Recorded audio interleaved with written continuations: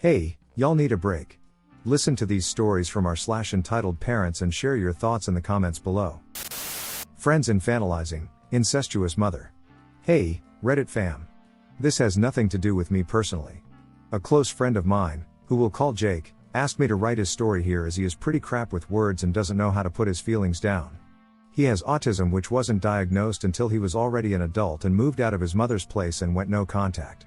His mother, who I'll call Wacky Wanda, WW for short, has always treated Jake like a baby, from the time he was born, up until he went no contact with her. He tells me that as far back that he can remember, she would make him wear bibs at the dinner table and always hand feed him. She claimed it was because he was a special child that needed the extra help. His father, Frank, would always chastise Wacky Wanda for this, saying that he would never grow up if she kept babying him. She would get pissed and tell him that he was being ridiculous, and that she loved her baby boy so much. Way too much if you ask me. Jake began to believe that he was developmentally challenged because of her. Wacky Wanda would show up at his school and throw a fit when the teachers wouldn't pull Jake out of class to see her. He began to deal with bullying from other kids who would call him a mama's boy and tease him about wanting his mommy all of the time. As Jake got older, he started fighting back against the bullying. Eventually, he started yelling at his Wacky Wanda, whenever she would show up and tell her to go home and to leave him alone. This never went over well, and he tells me she would sit alone in her room and pout, crying about how he had hurt her feelings. He would always apologize and she would coo at him and pinch his cheeks and say that she couldn't stay mad at him because he was her baby boy and he was all she had in life, completely forgetting she had a husband by the way. So effing manipulative. Once Jake was a teenager, Jake started acting out and becoming more independent from Wacky Wanda. I don't know if everyone knows this, but not all autistic people are built the same. Jake is a very good-looking guy. He is one of those, too pretty to look at, type of guys. He started rebelling by getting his dad to let him get tattoos. He started smoking cigarettes and pot and began hanging out with the goth/morbid crowd in high school. He listened to heavy metal music and wearing a leather jacket, eyeliner and black nail polish. His black hair was always cropped short and he smoothed it back with gel. And from the pictures I saw, wowee, even I said if I had seen that walking by me, I would be turning my head to check him out. That gave him an ego boost, not to mention, he is very good looking, even without the makeup. Wacky Wanda hated Jake's style and said it made him look like a clown, and that his beautiful skin was too precious to destroy with tattoos and makeup. She threw his clothes away more than once, replacing them with clothes that she approved of. Frank would always take him to the mall so he could buy new ones, and Jake took pleasure out of throwing out the clothes Wacky Wanda gave him. She would still make them eat dinner at the table every night. She was one of those women that was very traditional about family dinner. They always sat down, and she put a bib on Jake and hand-fed him his meal until he was finished. She would even spit on a napkin and wipe his face if he got anything on it. Jake noticed that whenever she did this, she would side-eye Frank with a smirk, like she wanted him to be jealous or something. Weird. The last time they ate together as a family, as soon as Jake sat down, she pulled out the bib. He tried to ask her not to do this as he was 16 and fully capable of feeding himself. She chastised him and told him to do as he was told. The bibs were too small and wouldn't even fit around his neck. He tried to tell her this, but she would just sit it on his chest, then start hand feeding him by making plain noises. Jake tore the bib off and told her enough was enough. He was 16 years old and didn't need to be fed like a baby. Wacky Wanda got upset and started whining. Frank suddenly blew up and told her to stop her crap because this was getting too creepy, even for him to tolerate. He tried to support her in the dread that her son was getting older and no longer needed her, but this was too much to take. Jake went to his room and didn't come out for the rest of the night. Wacky Wanda pouted and cried for more than a day in hopes of making Jake apologize for refusing her, but he refused. She realized she was losing the battle with keeping her son a baby forever. Time to amp up the crazy. Jake came home from school the next day and found Wacky Wanda in the kitchen, dressed up in all black eyeliner and lipstick, and she even dyed her hair black. She had spiked bracelets and a choker. She looked ridiculous. How I wish I could have seen a picture of this because it sounded hilarious. Jake was shocked and asked her just what the F she was doing. He noticed the shirt she was wearing was cut way too low, and he could see way more cleavage than he was comfortable with. She bounded over to him and asked him if he liked it. He was too shocked to respond with what he wanted to say and said, "Sure." He tells me that she would push out her breasts toward him in an effort to make him look. For months after that, that was all Wacky Wanda would dress like. She would openly brag to her friends that Jake copied her style and she was so proud of him. She used to wear turtlenecks and mom jeans with slip-on shoes. She was the farthest thing from goth/punk you can imagine. One night, Jake was asleep, she climbed into bed with him and tried to cuddle with him. He woke up and felt someone touching him inappropriately. He turned around and saw Wacky Wanda. He freaked out and told her to get the F out of his room. She pouted and cried until Jake went to leave. He noticed his door was locked and he had to unlock it to get out. He had to lock himself in the bathroom and she sat outside the door, begging him to come sleep with her. Jake shouted at her that she was touching him inappropriately and that it wasn't okay, and it was weird she did this with the door locked. She screamed that was how mommies show their love, until Frank came out of their room to yell at her for the way she was acting, and that it was creepy for a mother to want to cuddle her 16-year-old son with the door locked. She screamed that he didn't understand the bond she and Jake had and that he was jealous.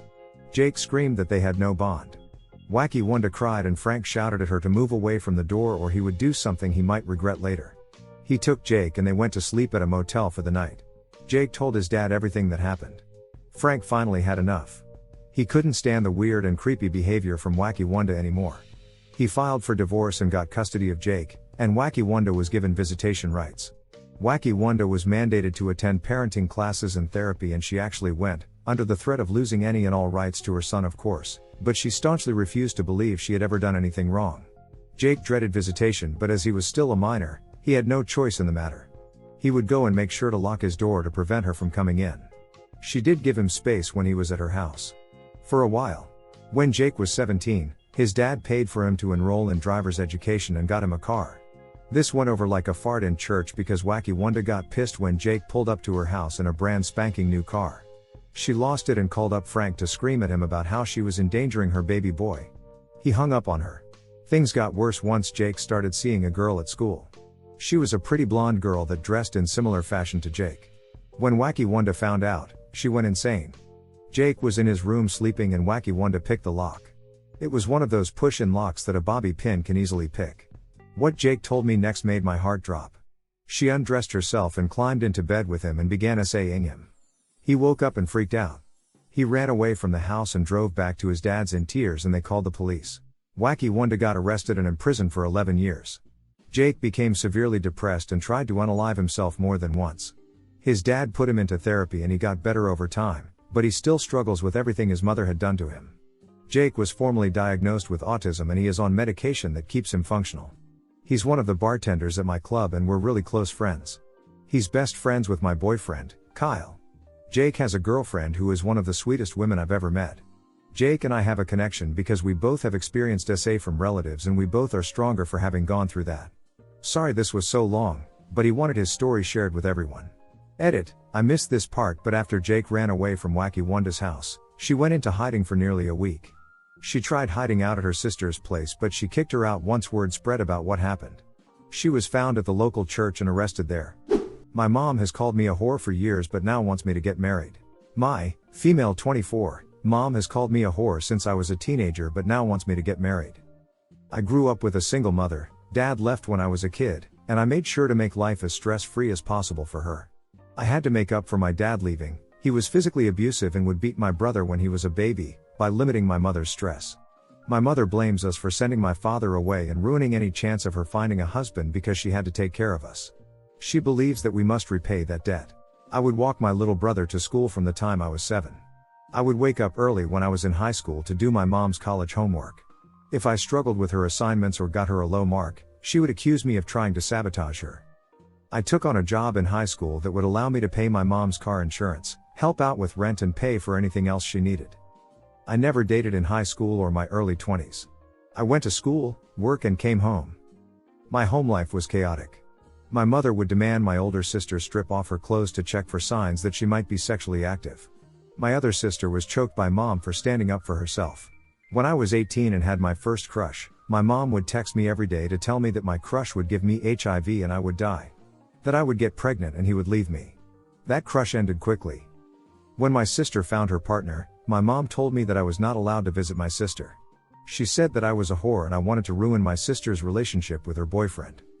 I have no friends, my parents told me to never trust anyone/people will ruin you. My sisters live in cities far from me, so the only person I have is my mother. My little brother doesn't really speak to anyone. Now that I'm 24, soon to be 25, and living on my own with no friends or relationship to speak of, my mom is suddenly worried about me. She went from calling me a whore and telling me that I would get HIV to demanding that I start dating for marriage. She told me that her years on this planet are getting shorter and she wants to see me in a wedding dress and with children of my own someday. She can't believe how selfish I am after everything she's done for me. She wants me to take care of her when she gets older. My sisters have cut her off, and wants to see me with a husband by my side. I feel zero connection to my mother, so I can't imagine having children of my own someday. I've completely ruled it out.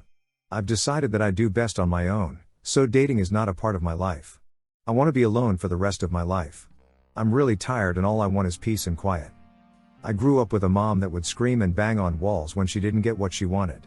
Now that I'm on my own, I relish the silence. I can't give her the life that she's built in her head. Going from whore to housewife to please my mother is not a part of my plans. Now she's back to sending me messages, calling me names and wishing that she had aborted me because I'm selfish and ungrateful. I thought this new year would be different. I prayed that it would be different. I was wrong. Mom is proud of me for overcoming trauma she caused so I can start having kids. I've been debating posting this for quite some time, since the holidays, but decided to show that no matter how hard you try to make things work, sometimes they just don't. I lived with my mom and dad for 17 years of my life. During those 17 years, I was abused physically, mentally, emotionally, spiritually, you name it, by my narcissistic, incredibly dangerous mother. I was routinely given nothing but bread to eat because she had to give me something by law, and reminded me that her work, social worker, was more important than anything I would ever amount to. She cheated on my dad numerous times, drank regularly and heavily, included drinking and driving, forced me to sleep in the living room so my younger brother would get his own room and a game room, and so many other things that caused me to leave home when I graduated high school at 17. I paid for my own college, and have $30,000 in student loans to show for it at 27. Didn't really speak to her for half a decade, but then had some pretty serious medical issues that left me homeless. I was allowed to come to their new house, where I did not have a room yet again. My brother had one and is still living with them, too. Get on my feet. I was there maybe 3 months before I left again for good and moved across the United States to hopefully leave her for good. I've hopped around the country since then, but did not go back home. I hadn't spoken to her in 2 years when I was invited to the house for Thanksgiving. Work gave me 3 days off, so I decided to try and make amends. I went, it was an amicable time, I left. I went to my grandparents' house for the winter holidays and my mom decided she wanted to visit too. I went, it was amicable, I left. After leaving my grandparents' house, heading home and forgetting all about it, I get a letter about a week later. It was from my dad, or so I thought. It was incredibly heartwarming because my dad is not a super emotional person, so I was excited to see a letter from him. Until I found out my mom had copied my dad's handwriting style, used his stationery and then surprised me by writing the letter. In the letter, she apologized for all of the wrongs she did, all of the trauma she caused, all of the pain that was wrought upon me and expressed gratitude in coming to see her. Sounds great, right? Well, in the second half, she mentioned that now that I overcame the trauma she had passed down from her mother, I could begin to have kids with my partner and make her happy. I have long been persistent to both of my parents that I do not want kids. My partner does not want kids. I am not having kids. I haven't responded to my mom and probably won't because she knows I don't want kids, and is now trying to guilt trip me into having them. It's just so tiring to me that now that I try to mend the fence, she's making it all about her and what she wants. Just goes to show there's always an ulterior motive with narcissists, and unfortunately they likely will never change. Thanks for watching. Do you have any similar stories to share? Don't be shy and drop them in the comments below, then like and subscribe for more Reddit videos.